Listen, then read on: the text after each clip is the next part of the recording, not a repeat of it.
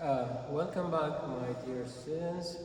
This is another experiment in fluid mechanics. Here, the name of the experiment is the free orifice and free jet flow. As you can see, here is the device. This is the inlet of water is coming here, and it will go through this way. And here is the orifice. So the orifice here that we have is a dimension. It's 6 millimeters. So and this part is letting the water is going as in this direction, the free jet flow. Now, what should we do? First of all, we have to arrange. These are the needles that used to measure the Y, the falling down of the jet. Now we need to measure at least for 7 points. 1, 2, 3, 4, 5, 6, 7, 8. Sorry, 8 points. We need to measure their drawdown. Now, first of all, we need to measure the axis that we have. The x, it means the distance from the point to the center of the jet point. So the first one is about, here's the first one. The first one from the jet is about 4.5. Yeah, so the first one is 4.5. Now here's 4.5. And then the second one, the distance between a point to another point is 5 centimeters. So the first point is about 4.5 centimeters. So this is x 4.5. The second x is 9.5. And the third x is 14.5. And so on. Now this is the x that you need to measure.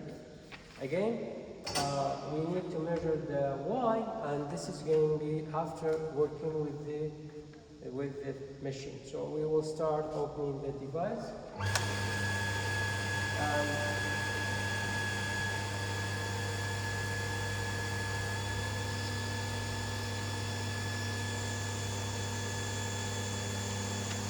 Now make sure the whole heads are at 0 point.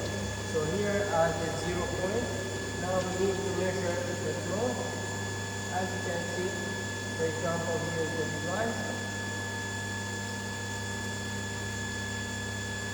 Yes. Also, we need to measure the head. Here is the head, is the length of the center of the jet. So the level of water above the center of the jet. Here we can see it's about 258. So 258 millimeters. It means 35 centimeters for 8 millimeters. That's it.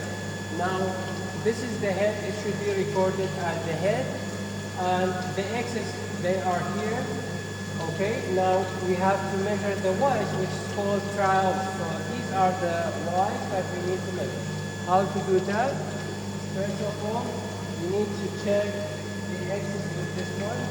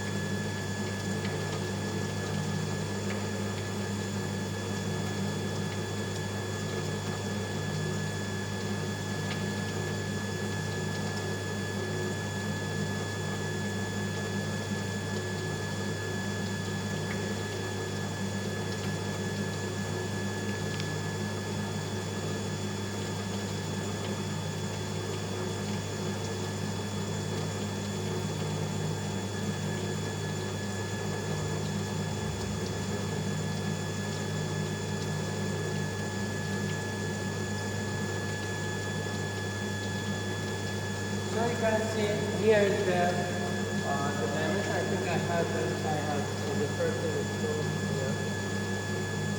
Now you can see the point. So the peak the tip of these needles should be exactly within the center line. So you can see here, now we have this one. Now, I have fixed these 7 points, and then I have to measure the flow, the drawdown, basically. They were set as 0 here.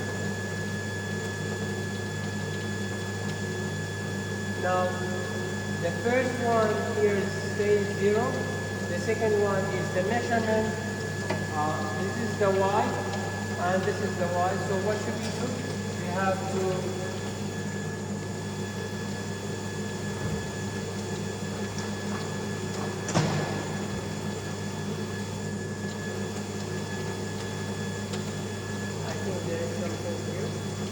so the first one here is Y1, and then this is Y2, this is Y3, Y4, Y5, Y6, then go back here. So here those numbers are Y1.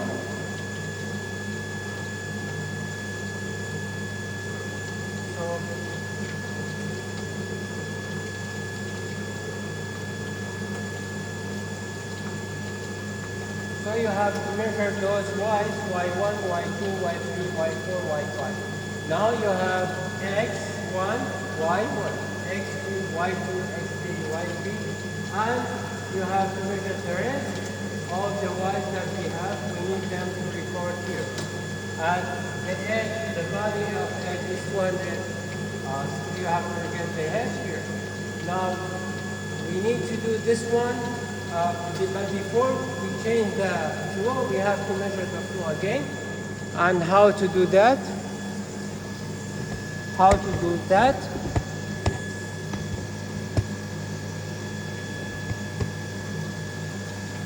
To measure the flow, first of all, we have to close the one here that we have. And you can see there is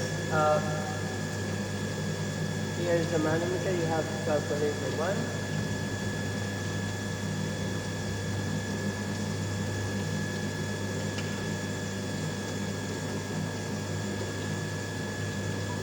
Yeah, it has been raised. So also, yeah, it has been raised. So now it's going up. You have to start.